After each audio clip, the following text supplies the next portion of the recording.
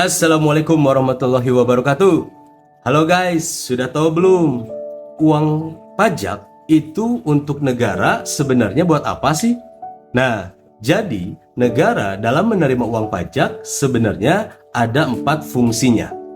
Fungsi yang pertama adalah satu sebagai fungsi pendapatan atau budgeter.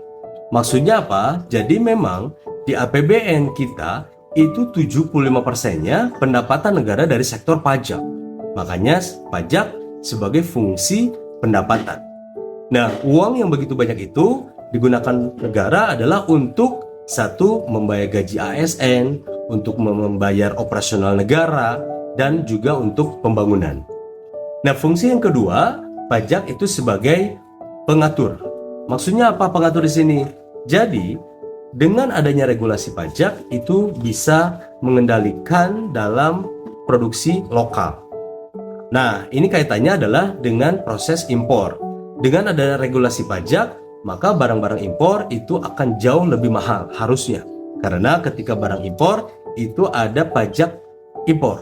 Apa aja? Ada PPN impor, ada pajak penghasilan impor, ada bea masuk, belum freight, belum insurans. Nah, harusnya barang impor itu menjadi lebih mahal. Nah, di sini pajak menjadi fungsi mengatur agar produksi dalam negeri itu bisa lebih bersaing. Nah, fungsi yang ketiga, pajak itu adalah sebagai fungsi stabilitas. Maksudnya apa? Fungsi stabilitas adalah dengan uang yang diterima oleh negara dari sektor pajak itu bisa harusnya meningkatkan atau bisa mengendalikan fungsi inflasi. Jadi dengan adanya fungsi pajak stabilitas, maka peredaran uang itu bisa dikendalikan sehingga inflasi bisa lebih menurun atau dikendalikan.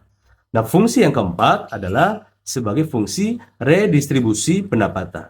Maksudnya apa? Jadi dengan adanya pajak harusnya uang itu bisa membuat negara membuka lapangan pekerjaan sebanyak-banyaknya.